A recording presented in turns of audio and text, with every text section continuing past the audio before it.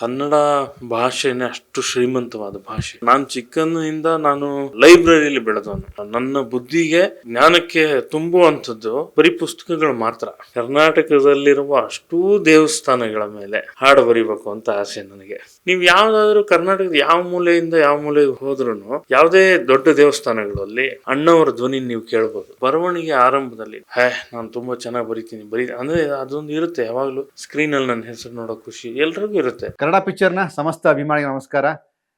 ಈ ಒಂದು ಬೋಲ್ಡ್ ನೋಡಿದಾಗ ನನಗೆ 2-3 ಥರದ ವಿಷಯ ನೆನಪಾಗುತ್ತೆ. ನಾನು ನಾಗೇಂದ್ರ ಪ್ರಸಾದ್ ಹತ್ರ ಬಂದಾಗ ಒಂದ್ಸಲಿ ಕೇಳ್ತೀನಿ, ಸರ್ ಎಷ್ಟು ಸಾಂಗ್ಸ್ ಆಯ್ತು ಅಂತ. ಒಂದು 3 ವರ್ಷದ ಹಿಂದೆ 3,000 ದಾಟಿದೆ ರವಿ ಅಂತ ಹೇಳಿದ್ರು. ಆಲ್ಮೋಸ್ಟ್ 3 ವರ್ಷದ ನಂತರ ಸಂಖ್ಯೆ ಎಷ್ಟು ಜಾಸ್ತಿ ಆಗಿದೆ ಅಂತ ಗೊತ್ತಿಲ್ಲ. ಬಟ್ ಇಲ್ಲಿರುವಂತ ಪ್ರತಿಯೊಂದು ಹಾಡು, ಅಂದ್ರೆ ಅಮ್ಮನ ಬಗ್ಗೆ ಹಾಡಾಗ್ಲಿ, ಅಪ್ಪನ ಬಗ್ಗೆ ಹಾಡಾಗ್ಲಿ, ಅಥವಾ ನಮ್ಮ ಸಂಬಂಧಗಳ ಬಗ್ಗೆ ದೊಡ್ಡ ಮಟ್ಟದ ಒಂದು ಜ್ಞಾನವನ್ನ ಜನರಿಗೆ ಪಸರಿಸುವಂತ ಕೆಲಸ ಮಾಡುವಂತಹ ನಿಟ್ಟಲ್ಲಿ ಕನ್ನಡ ಚಿತ್ರರಂಗಕ್ಕಾಗಿ ಬಹಳಷ್ಟು ಜನ ಕೆಲಸ ಮಾಡ್ತಾರೆ. ಅದರಲ್ಲಿ ನಮ್ಮ doctor V Nagendra Prasad sir ಕೂಡ ಒಬ್ರು. ಅವ್ರ ಹತ್ರ ಬಂದೇನೆ ಈ ಒಂದು ಚಿಕ್ಕ ಸಮಯವನ್ನ ತುಂಬಾ ಒಳ್ಳೆ ರೀತಿಯಲ್ಲಿ ಉಪಯೋಗಿಸ್ಕೊಂಡು ಬಹಳಷ್ಟು ಜನಕ್ಕೆ ಇದು ದೊಡ್ಡ ಮಟ್ಟದ ಸಂದೇಶವನ್ನು ಕೊಡಬೇಕು. ನಮ್ಮ ಜೊತೆ ಇದ್ದಾರೆ ನಾಗೇಂದ್ರ ಪ್ರಸಾದ್ ಸರ್. ಸರ್, ಕಾರ್ಯಕ್ರಮಕ್ಕೆ ಸ್ವಾಗತ sir. Thank you so much sir. ನನಗೆ ಒಂದೆರಡು ಅಂದ್ರೆ ಅಪ್ಪ ಐ ಲವ್ ಯು ಸಾಂಗು ಸುಮಾರು ವರ್ಷ ಆಯ್ತು ಸರ್. ಇವತ್ತಿಗೂ ಅದು ನಡೀತಾ ಇದೆ. ಮತ್ತೆ ಅಮ್ಮ ನನ್ನೀ ಜನುಮ ಸರ್, ಮಿಲಿಯನ್ಗಳು ಅಂತಾರೆ. ಇಷ್ಟು ಮಿಲಿಯನ್ ಆಯ್ತು, ಅಷ್ಟು ಮಿಲಿಯನ್ ಆಯ್ತು. ಬಟ್ ಅದಕ್ಕೆ ಆದಂತಹ ಮಿಲಿಯನ್ಗಳ ಸಂಖ್ಯೆ ದೊಡ್ಡ ಮಟ್ಟದ ಸಂಖ್ಯೆ. ನಾನು ಇನ್ನೊಂದು 10 ವರ್ಷ ಆದಮೇಲೆ ಲೆಕ್ಕ ಹಾಕೋಣ ಅಂತಿದ್ದೀನಿ. ಈಗ ಲೆಕ್ಕ ಹಾಕೋದು ಬೇಡ. ಆಮೇಲೆ ಸಂಖ್ಯೆಯಲ್ಲಿ ಏನಿಲ್ಲ, ನಾವು ಎಷ್ಟು ಗುಣಮಟ್ಟದ ಹಾಡನ್ನು ಬರೆದಿದ್ದೀವಿ ಅನ್ನೋದಷ್ಟೇ ಮುಖ್ಯ ಆಗುತ್ತೆ.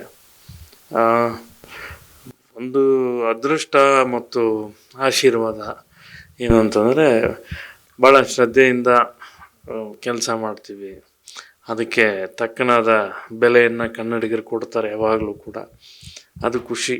ಯಾಕೆಂದರೆ ಪ್ರತಿನಿತ್ಯ ಎಲ್ಲೇ ಹೋದರೂ ಕೂಡ ನಮ್ಮ ಹಾಡು ಬಗ್ಗೆ ಮಾತಾಡೋದಾಗಲಿ, ಅಥವಾ ಹಾಡು ಹೇಗೆ ಜನಮಾನಸದಲ್ಲಿ ಇದೆ ಅನ್ನೋದು ನಮ್ಗೆ ಗೊತ್ತಾಗ್ತಾ ಹೋಗುತ್ತೆ. ಯಾಕಂದರೆ ಸುತ್ತಾಡ್ತಾ ಇರ್ತೀನಿ, ಎಲ್ಲ ಬೇರೆ ಬೇರೆ ಊರುಗಳು ಎಲ್ಲ ಕಡೆ ಓಡಾಡ್ತಿರ್ತೀನಲ್ಲ. ಸೊ ಎಲ್ಲೆಲ್ಲಿ ಯಾವ ಹಾಡು ಕೇಳ್ತಿರ್ತಾರೆ ಏನು ಅಂತ ಹೇಳಿ ಗೊತ್ತಾಗುತ್ತೆ. ಸೊ ಖುಷಿ ಆಗುತ್ತೆ. ಸರಿ, ನಾವು ಆ ಲೈನಲ್ಲಿ ಇದ್ದೀವಿ, ಜನರ ಜೊತೆ ಇದ್ದೀವಿ ಅಂತ ಖುಷಿ ಆಗುತ್ತೆ. ಸರ್, ಈಗ ಅಮ್ಮ ನನ್ನೀ ಜನ್ಮ ಅಂತ ಬರೀತೀರಿ, ಅಪ್ಪ ಐ ಲವ್ ಯು ಅಂತೀರಿ, 1 2 3 ವಿಷ್ಣುವದನ ಅಂತೀರಿ ಸರ್. ಅಂದರೆ ಲೇಯರ್ ಟು ಲೇಯರ್ ಚೇಂಜ್ ಆದರೂ ಸಹ ಸಾಹಿತ್ಯಿಕವಾಗಿ ನಾಗೇಂದ್ರ ಪ್ರಸಾದ್ ಅವರು ಬಳಸುವಂತಹ ಪದಗಳು, ಆ ಪದಪುಂಜಗಳು ಎಲ್ಲವೂ ನವನವೀನ ಅನ್ನುವಂತಹ ಮಾತು. ಅಂದರೆ ನಿಮ್ಮ ಜೊತೆಗಿದ್ದವ್ರು ಅದನ್ನು ಫೀಲ್ ಮಾಡ್ತಾ ಇರ್ತಾರೆ. ಬಟ್ ಸ್ಪೆಷಲಿ ಮಾಧ್ಯಮದವರು ನಾವಾಗೆ ನೀವು ಸಿಗಲ್ಲ ಅನ್ನೋದು ಎಷ್ಟು ಸತ್ಯನೋ, ನೀವು ಸಿಕ್ಕಾಗ ಅಷ್ಟೇ ಅದ್ಭುತವಾದ ವಿಷಯಗಳು ಕೂಡ ನಮ್ಗೆ ಸಿಗ್ತಾವೆ ಸರ್. ಈ ಪದಪುಂಜಗಳು ಹುಡುಕುವಿಕೆ ಹೇಗೆ? ಇಲ್ಲ, ಎಲ್ಲರೂ ಕೇಳೋದು ಏನು ಅದ್ಭುತ ಪದ ಜೋಡಣೆ, ಪದಪುಂಜ, ಪದಗಳು ಎಲ್ಲಿಂದ ತರ್ತೀರ ಅಂತ. ಅದೆಲ್ಲ ಹಂಗಲ್ಲ, ಅದು ಆ ಥರ ವರ್ಕ್ ಆಗಲ್ಲ. ಕನ್ನಡ ಭಾಷೆನೇ ಅಷ್ಟು ಶ್ರೀಮಂತವಾದ ಭಾಷೆ. ನಮಗೆ ನಾನು ಚಿಕ್ಕಂದಿನಿಂದ ನಾನು ಲೈಬ್ರರಿಯಲ್ಲಿ ಬೆಳೆದವನು. ಅಂದರೆ ಇವತ್ತು ನಮಗೆಲ್ಲ ಕೈಲಿ ಮೊಬೈಲ್ ಇದೆ, ಏನೊಂದು ಬೇಕಿದ್ರೂ ಇಮಿಡಿಯೇಟ್ ಗೂಗಲ್ ಮಾಡ್ತೀವಿ. ಆದರೆ ನಾನು ಚಿಕ್ಕಂದಿನಿಂದಲೂ ಗೌರ್ಮೆಂಟ್ ಲೈಬ್ರರಿಯಲ್ಲಿ ಆಸಕ್ತಿಯಿಂದ ಎಲ್ಲ ಥರದ ಪುಸ್ತಕಗಳನ್ನು, ಅದು ಕತೆ, ಕಾದಂಬರಿ, ನಾಟಕ, ಜೀವಶಾಸ್ತ್ರ, ರಸಾಯನಶಾಸ್ತ್ರ, ಇತಿಹಾಸ ಯಾವುದೂ ಬಿಟ್ಟಿಲ್ಲ. ಎಲ್ಲವೂ ಕುತೂಹಲವನ್ನು ಕೆರಳಿಸೋಂಥ. ಈಗ ನಮಗೆ ಅವಾಗ ಬೇರೆ ಏನೂ ಇರಲಿಲ್ಲ. ನನಗೆ ಅಂದರೆ ನನ್ನ ಬುದ್ಧಿಗೆ ಜ್ಞಾನಕ್ಕೆ ತುಂಬುವಂಥದ್ದು ಬರೀ ಪುಸ್ತಕಗಳು ಮಾತ್ರ. ಅದು ಬಿಟ್ಟರೆ ಸಿನಿಮಾ ನೋಡೋದು, ಹಾಡು ಕೇಳೋದು ಅಷ್ಟೇ. ಆದರೆ ಎಲ್ಲ ಥರದ ಪುಸ್ತಕಗಳನ್ನು ಓದುವ, ಅದರ ಮೂಲಕ ನನ್ನ ಒಳಗಡೆ ಭಾಷೆ ಬೆಳೆದಿದೆ ಅಷ್ಟೇ. ನನ್ನೊಳಗೆ ಆ ಭಾಷೆ ಬೆಳೀಲಿಕ್ಕೆ ಸಾಧ್ಯ ಆಗಿದ್ದೇನೆ ನನ್ನ ಓದು. ಅದು ಈಗ ಏನಂತಂದರೆ, ಈಗ ನಾವು ಡ್ರೈವಿಂಗ್ ಕಲ್ತಂಗೆ. ಅದು ಒಂದು ಡ್ರೈವಿಂಗ್ ಕಲ್ತ್ಬಿಟ್ರೆ ನಾನು ಸೈಕಲ್ಲು ಓಡಿಸಬಲ್ಲೆ, ರೈಲು ಓಡಿಸಬಲ್ಲೆ, ಏರೋಪ್ಲೇನು ಓಡಿಸಬಲ್ಲೆ ಅನ್ನುವ ಆತ್ಮವಿಶ್ವಾಸ ಅಷ್ಟೇ. ಯಾಕೆಂದರೆ ಎಲ್ಲ ವಿಷಯವನ್ನು ಸಂಪೂರ್ಣ ಅಲ್ಲದೆ ಇದ್ದರೂ ಎಲ್ಲ ವಿಷಯವನ್ನೊಂದಷ್ಟು ರೀತಿ ಕಲ್ತಿದ್ದೀವಿ. ವಿಷಯ ಕಲಿಯೋದು ಒಂದು, ತಿಳ್ಕೊಳ್ಳೋದು ಒಂದು. ಭಾಷೆಯ ಬೇರೆ ಬೇರೆ ಸ್ತರಗಳು, ಬೇರೆ ಬೇರೆ ಶೈಲಿಗಳು, ಅವೆಲ್ಲವನ್ನು ನೋಡಿ ಓದಿ ಕಲ್ತಿರೋದ್ರಿಂದ ಅದು ಬರೆಯುವ ಸಮಯಕ್ಕೆ ಬಂದ್ಬಿಡುತ್ತದು. ನಾವು ಯಾವುದನ್ನು ಹುಡ್ಕೊಳ್ಳೋದಿಲ್ಲ. ನನ್ನ ಹತ್ರ ಕನ್ನಡ ಡಿಕ್ಷನರಿ ಇಲ್ಲ, ಹುಡ್ಕೊಂಡೇನು ಬರೆಯೋದಿಲ್ಲ. ಅದು ಬರುತ್ತಷ್ಟೇ. ಅದು ಗಾಡ್ ಗಿಫ್ಟ್ ಅಂತೀವಲ್ಲ ಅಷ್ಟೇ. ಸರ್, ಯೂಟ್ಯೂಬಲ್ಲಿ ರಾಘವೇಂದ್ರ ಸ್ವಾಮಿಗಳ ಮೇಲೆ ನಾನು ಏನಾದ್ರು ಟೈಪ್ ಮಾಡಿದರೆ ಫಸ್ಟ್ ಬರೋದೇ ಶರಣು ಶರಣು ಶರಣು ಗುರು ರಾಘವೇಂದ್ರ ಶರಣು. ಸರಿ, ನಾನು ತುಂಬಾ ಸರ್ ಜನರ ಜೊತೆ ಮಾತಾಡುವಾಗ ಈ ಹಾಡನ್ನು ಅಂದರೆ ಲಿರಿಕ್ಸ್ ಅಂತ ಹುಡುಕಿದಾಗ ಸರ್ ನೀವು ಕಂಡಿದ್ದು ಎಷ್ಟು ಸತ್ಯನೋ, ಗುರು ಈ ಸಾಂಗನ್ನು ಸರ್ ಬರೆದ್ರಾ, ಗುರು ಹೇಗೆ ಗುರು ಸರ್, ಈ ಥರದ ಕನೆಕ್ಟಿವಿಟಿ ಕೂಡ ಜನ ನಿಮ್ಮ ಜೊತೆ ಕೀಪ್ ಆನ್ ಮಾಡ್ತಾ ಹೋಗ್ತಾರೆ ಸರ್. ಅಂದರೆ ಸ್ಪೆಷಲಿ ಆ ಹಾಡಿನ ಬಗ್ಗೆ ಹೇಳೋದಾದ್ರೆ ಒಂದು ರೀತಿ ಅದೃಷ್ಟವಂತ ನಾನು ಆ ವಿಷಯದಲ್ಲಿ. ನನಗಿನ್ನೂ ಆಸೆ, ಕರ್ನಾಟಕದಲ್ಲಿರುವ ಅಷ್ಟೂ ದೇವಸ್ಥಾನಗಳ ಮೇಲೆ ಆಯಿತಾ, ಮತ್ತು ನಮ್ಮ ಸಂಸ್ಕೃತಿಯಲ್ಲಿ ಇರುವ ಅಷ್ಟೂ ದೇವತೆಗಳು, ಅದು ವೈದಿಕ ದೇವತೆಗಳಾಗ್ಬೋದು, ಶಕ್ತಿ ದೇವತೆಗಳಾಗ್ಬೋದು, ಜನಪದ ದೇವತೆಗಳಾಗ್ಬೋದು, ಎಲ್ಲ ದೇವತೆಗಳ ಮೇಲೂ ಹಾಡು ಬರೀಬೇಕು ಅಂತ ಆಸೆ ನನಗೆ. ಯಾಕೆಂದರೆ ನನಗೆ ಭಾಳ ಕುತೂಹಲ ಮತ್ತು ಒಂದು ರೀತಿ ಇನ್ಸ್ಪಿರೇಷನ್ ಏನಂದರೆ, ನೀವು ಯಾವುದಾದ್ರೂ ಕರ್ನಾಟಕದ ಯಾವ ಮೂಲೆಯಿಂದ ಯಾವ ಮೂಲೆಗೆ ಹೋದ್ರೂ ಯಾವುದೇ ದೊಡ್ಡ ದೇವಸ್ಥಾನಗಳಲ್ಲಿ ಅಣ್ಣವ್ರ ಧ್ವನಿ ನೀವು ಕೇಳ್ಬೋದು. ಅವರು ಆ ದೇವಸ್ಥಾನದ ಮೇಲೆ ಒಂದು ಕ್ಯಾಸೆಟ್ ಮಾಡಿರ್ತಾರೆ. ಈ ಕಡೆ ಮಲೆ ಮಹದೇಶ್ವರ ಆಗಲಿ, ಆ ಕಡೆ ಸವದತ್ತಿ ಯಲ್ಲಮ್ಮ ಆಗಲಿ, ಅಥವಾ ನೀವು ಯಾವ ಈ ಕಡೆ ಮಂಗಳೂರು ಭಾಗದಲ್ಲಿ ಅದು ಧರ್ಮಸ್ಥಳ ಆಗಲಿ, ಅದು ನಮ್ಮನ್ನು ನಾವಿಲ್ಲದೇ ಇದ್ದರೂ ಕೂಡ ನಮ್ಮನ್ನು ಜೀವಂತವಾಗಿಡುವಂಥ ಕೆಲಸ ಅದು ಅಲ್ವಾ. ಅಣ್ಣವ್ರ ಧ್ವನಿ, ಆ ಧ್ವನಿ ಮೂಲಕ ಅಣ್ಣವ್ರು ನಮಗೆ ಸದಾ ಇರ್ತಾರೆ. ಹಾಗೆ ಎಲ್ಲ ಬರೀಬೇಕು ಅಂತ ನಂಗೆ ಭಾಳ ಆಸೆ. ಸಿನಿಮಾದಲ್ಲಿ ವಿಶೇಷವಾಗಿ ನನಗೆ ಬಹುತೇಕ ಎಲ್ಲ ಅಲ್ಲ, ಬಹುತೇಕ ದೇವರುಗಳ ಮೇಲೆ ಹಾಡು ಬರೆದಿದ್ದೀನಿ. ಅದು ಆಯಾ ಭಾಗದಲ್ಲಿ ಯಶಸ್ವಿಯೂ ಆಗಿದೆ. ಇನ್ನೂ ಬರೀಲಿಕ್ಕೆ ಸಾಕಷ್ಟಿದೆ. ಅದರಲ್ಲಿ ರಾಯರ ಬಗ್ಗೆ ಬರೀಬೇಕು ಅಂತ ಭಾಳ ಆಸೆ ಇತ್ತು ನನಗೆ. ಇದನ್ನು ಮಾಡಿದ್ದೆ ಕೂಡ. ಅದಕ್ಕೆ ಮುಂಚೆ ಮಾಮೂಲಾಗಿ ನಾವೇನು ಭಕ್ತಿಗೀತೆ ಬರ್ತೀವಿ ಹಾಗೇನೋ ಬರ್ಕೊಂಡಿದ್ದೆ. ಸಿನಿಮಾದಲ್ಲಿ ಒಂದು ಅವಕಾಶ ಸಿಗಬೇಕು ರಾಯರ ಬಗ್ಗೆ ಬರೀಲಿಕ್ಕೆ ಅಂತ, ಅದೊಂದು ಸಿಕ್ತು ನನಗೆ, ಸಂತೋಷ. ಜೊತೆಗೆ ಸರ್, ಈ ನಾನು ಯಾಕೆ ಇದು ಪ್ರಶ್ನೆ ಕುತೂಹಲ ಅಂದರೆ, ತುಂಬ ಜನ ಸಾಹಿತಿಗಳು ಸರ್ ನನ್ನ ಜೊತೆಗಿದ್ದವ್ರು ಇದ್ದಾರೆ. ಒಂದಷ್ಟು ಜನ 5 ಹಾಡು 10 ಹಾಡು ಬರೆದ ನಂತರ ನಾ 11ನೇ ಹಾಡು ಹೇಗೆ ಬರೀಲಿ, ಅದಕ್ಕೊಂದು ಪೂರಕವಾದಂಥ ಸಿದ್ಧತೆ ಬೇಕು ಅನ್ನೋಂಥ ಈ ಕಾಲಘಟ್ಟದಲ್ಲಿ ಈ ಸವಾಲು ಅನ್ನುವಂಥದ್ದು ಪದಗಳು ಸರ್, ಅಂದರೆ ನಿಮಗೆ ಅದು ಬರಲಿಲ್ವಾ ಹೇಗೆ ಸರ್? ಅಂದರೆ ಅದನ್ನು ಸ್ವೀಕರಿಸ್ತಾ ಹೋದ್ರೆ ಹೇಗೆ ಅಂತ? ಬರುತ್ತೆ, ಎಲ್ಲರಿಗೂ ಬರುತ್ತೆ, ನನಗೂ ಬಂದಿತ್ತು. ಇದೇನು ನಾವು ಖಾಲಿ ಆಗ್ಬಿಟ್ವಾ ಅನ್ನುವ ಒಂದು ಸಂಶಯ. ಯಾವಾಗ ಬರವಣಿಗೆ ಆರಂಭದಲ್ಲಿ ನಮ್ಮದೊಂದು 10-15 ಹಾಡು ಬಂದಮೇಲೆ, ನಾನು ತುಂಬ ಚೆನ್ನಾಗಿ ಬರಿತೀನಿ ಅಂದರೆ ಅದೊಂದು ಇರುತ್ತೆ ಯಾವಾಗಲೂ. ನನ್ನ ಹೆಸರು ಬಂತ ಪೇಪರಲ್ಲಿ, ಕ್ಯಾಸೆಟ್ ಮೇಲೆ ಹೆಸರಿದೆಯಾ ಅದು ನೋಡೋ ಖುಷಿ, ಸ್ಕ್ರೀನಲ್ಲಿ ನನ್ನ ಹೆಸರು ನೋಡೋ ಖುಷಿ, ಎಲ್ರಿಗೂ ಇರುತ್ತೆ ಆ ಖುಷಿ, ಕುತೂಹಲ. ಅದು ಎಲ್ರಿಗೂ ಇದ್ದ ಹಾಗೆ ನನಗೂ ಇತ್ತು. ಒಂದು ಸ್ವಲ್ಪ ಬರೆದಾದ್ಮೇಲೆ ಇನ್ನೇನೋ ಹೊಸ ಹಾಡು ಅಂದ ತಕ್ಷಣ ನಿಧಾನ ಆಗ್ತಿತ್ತು. ಯಾಕೆ ಅಂದರೆ ಇದು ಬರೆದು ಬಿಟ್ಟಿದ್ದಾರೆ, ಅವ್ರು ಬರೆದು ಬಿಟ್ಟಿದ್ದಾರೆ, ಇವರು ಬರೆದಿದ್ದಾರೆ, ನಾನೇ ಬರೆದಿದ್ದೀನಿ. ಹೀಗೆ ಯೋಚನೆ ಮಾಡಿದಾಗ ಅರೆ ಏನಪ್ಪ ಇದು ಅಂತ. ಇದು ಆರಂಭದಲ್ಲಿ ಸ್ವಲ್ಪ ಕೆಲವ್ರಿಗೆ ಹಂಗಾಗುತ್ತೆ. ಆಮೇಲೆ ಗೊತ್ತಾಯಿತು, ನಾನು ಯಾಕೆ ಇಷ್ಟೊಂದು ಶ್ರಮ ಪಡ್ತಾಯಿದ್ದೀನಿ, ನನ್ನ ತಲೆಗೆ ಎಷ್ಟೊಂದು ರಿಲ್ಯಾಕ್ಸಾಗಿ ಬಿಡಬೇಕಿದ್ದು. ನಾನು ಅದನ್ನು ಬರೆಯೋದಲ್ಲ, ಅದು ನನ್ನನ್ನು ಬರೆಸ್ಕೊಳ್ಳುತ್ತೆ, ಅದೇ ಬರೆಸ್ಕೊಳ್ಳುತ್ತೆ. ಸ್ವಲ್ಪ ನಿಧಾನವಾಗಿ ಡಿಸ್ಟೆನ್ಸ್ ಇಟ್ಕೋಬೇಕು. ಅದಕ್ಕೂ ಪೇಪರ್ಗೂ ನನಗೂ ಮಧ್ಯೆ ಒಂದು ಸಣ್ಣ ಡಿಸ್ಟೆನ್ಸ್ ಇಟ್ಕೊಂಡು ಯೋಚನೆ ಮಾಡಿದ್ರೆ 2 ನಿಮಿಷದಲ್ಲಿ ಬಂದ್ಬಿಡುತ್ತೆ. ಅದೊಂದು ಸೈಕಲ್, ಅದೊಂದು ಸರ್ಕಸ್. ಅದು ನಿಮಗೆ ಅನುಭವ ಆದರೆ ಮಾತ್ರ ಗೊತ್ತಾಗುತ್ತೆ.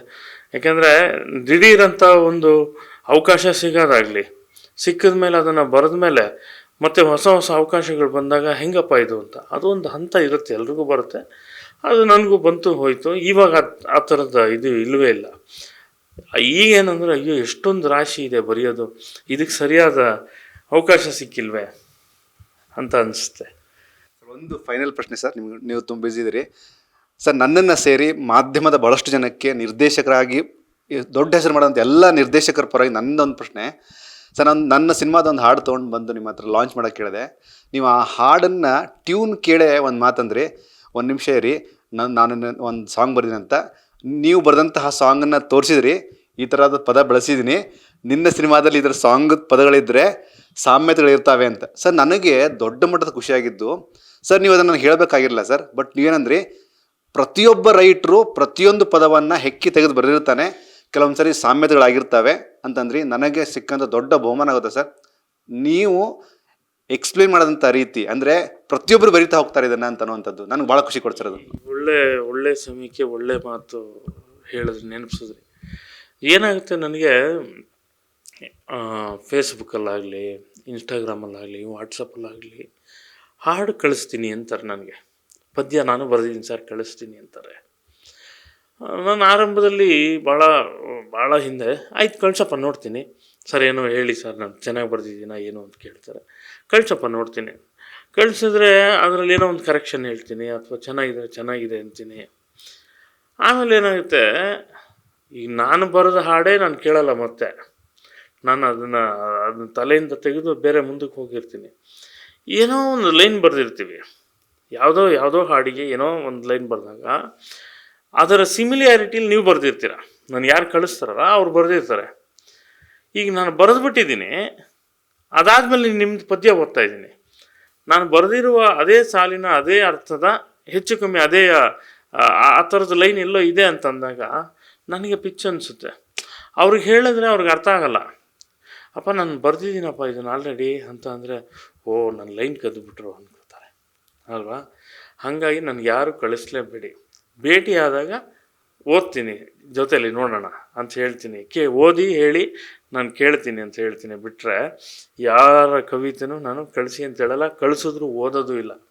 ಅದನ್ನು ನಾನೇ ತಕ್ಷಣ ಡಿಲೀಟೇ ಮಾಡಿಬಿಡ್ತೀನಿ. ಅವ್ರಿಗೆ ಗೊತ್ತಾಗುತ್ತೆ ಡಿಲೀಟ್ ಮಾಡಿದ್ರು ಅಂತ. ಯಾಕೆಂದರೆ ಹಂಗಾಗಲ್ಲ. ನಾನು ಇಷ್ಟು ಆ ಥರದ ನಿಮ್ಗೆ ಯಾಕೆ ಅದನ್ನು ನಾನು ಕೇಳಿಸಿ ಅಂದರೆ, ನೀವು ಒಂದು ಸಾಂಗ್ ತಂದಿದ್ರಿ, ನಾನು ಅದೇ ಥರದ್ದು ಈಗ ನೋಡಿ ತಾಯಿ ಸಾಂಗು ನಾನು ಇಷ್ಟು ಹಾಡು ಬರ್ದಿದ್ದೀನಿ. ಈಗಲೂ ಬರೆಯೋಕ್ಕೆ 2-3 ಸಾಂಗ್ಸ್ ಇದೆ.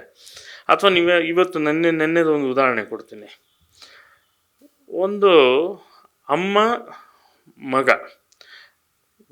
ಅಂದರೆ ತಂದೆ ಇಲ್ಲ ಮಗುಗೆ, ತಾಯಿ ಮಾತ್ರ ಮಗನ್ನ ಎದೆಗಪ್ಕೊಂಡು ಕಾಪಾಡ್ತಾಳೆ, ದೊಡ್ಡವನು ಮಾಡ್ತಾಳೆ. ಅದ್ರ ಮೇಲೆ ಒಂದು ಹಾಡು. ಇದೇ ಸಿಚುವೇಶನ್ನು ಒಬ್ಬ ಡೈರೆಕ್ಟ್ರ್ ಬಂದು ಟ್ಯೂನ್ ಕೊಟ್ಬಿಟ್ಟು ಹೋದರು. 10 ನಿಮಿಷ ಬಿಟ್ಟು ಇನ್ನೊಬ್ಬ ಡೈರೆಕ್ಟ್ರ್ ಬಂದು ಅದೇ ಸಿಚುವೇಶನ್ ಕೊಟ್ಬಿಟ್ಟು ಇನ್ನೊಂದು ಟ್ಯೂನ್ ಕೊಟ್ಬಿಟ್ಟು ಹೋದರು. ಒಂದೇ ಸಿಚುವೇಶನ್ನು 2 ಹಾಡು ಒಂದೇ ದಿವಸ, ಆಯಿತಾ. ಎರಡಕ್ಕೂ ವ್ಯತ್ಯಾಸ ಇರಬೇಕು, ಆದರೆ ಅದೇ ವಿಷಯ ಅದೇನೆ. ಹೆಂಗಿರುತ್ತೆ ಬರೆಯೋಕ್ಕೆ? ಈ ಥರದ ಸವಾಲುಗಳನ್ನ ಎದುರಿಸ್ತಾ ಬರ್ತಿರ್ತೀವಿ. ಆವಾಗ ಏನು ಮಾಡ್ತೀನಿ ಅಂದರೆ, ಆಲ್ರೆಡಿ ನಾನು ಯಾವುದಾದ್ರು ಬರೆದಿದ್ರೆ, ಈಗ ನೀವೊಂದು ಸಿಚುವೇಶನ್ ತರ್ತೀರಿ, ನಾನು ಆಲ್ರೆಡಿ ಆ ಸಿಚುವೇಶನ್ ಒಂದು ಬರೆದಿದ್ದೀನಿ. ಆವಾಗ ತೋರಿಸ್ತೀನಿ, ನೋಡಪ್ಪ ನಿನ್ನ ಸಿಚುವೇಶನ್ ಇವಾಗ ಏನು ಹೇಳ್ತಾ ಇದೆಯಲ್ಲ ಅದೇ ಸಿಚುವೇಶನ್ ಹಿಂಗೆ ಬರೆದಿದ್ದೀನಿ ನೋಡಿದ್ದು ಅಂತ. ಹಾಗೆ ಈಗ ಬೇರೆಯವ್ರು ತರ್ತಾರೆ, ನಾನು ಬರೀದೇನೆ, ನೀವು ಬರೆದಿರೋದು ತೊಗೊಂಬಂದು ಕೊಡ್ತೀರಿ.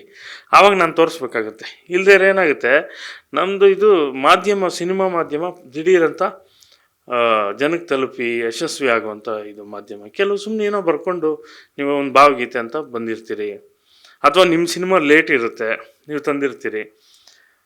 ಹಂಗಾಗಬಾರ್ದು ಅಂತೇಳಿ ತೋರಿಸ್ತೀನಿ ನಾನು ಅದನ್ನು, ನೋಡಿ ಇದು ಇಲ್ಲಿ ಬರ್ತಿದ್ದೀನಿ ಇದು ಅಂತ. ಯಾಕೆಂದರೆ ನಾಳೆ ನಂದೇನೋ ತೊಗೊಂಬಿಟ್ರು ಅನ್ನಬಾರ್ದು ಅಂತ. ಆಮೇಲೆ ಆ ಬೌದ್ಧಿಕ ದಾರಿ ಇದ್ದರೆ ನಮ್ಗೆ ಇವತ್ತಿನವರೆಗೂ ಬಂದಿಲ್ಲ, ಬರೋದು ಇಲ್ಲ. ಸರಸ್ವತಿ ಅಷ್ಟರ ಮಟ್ಟಿಗೆ ಸರಸ್ವತಿ ನಮ್ಮನ್ನು ಕಾಪಾಡ್ತಿದ್ದಾಳೆ.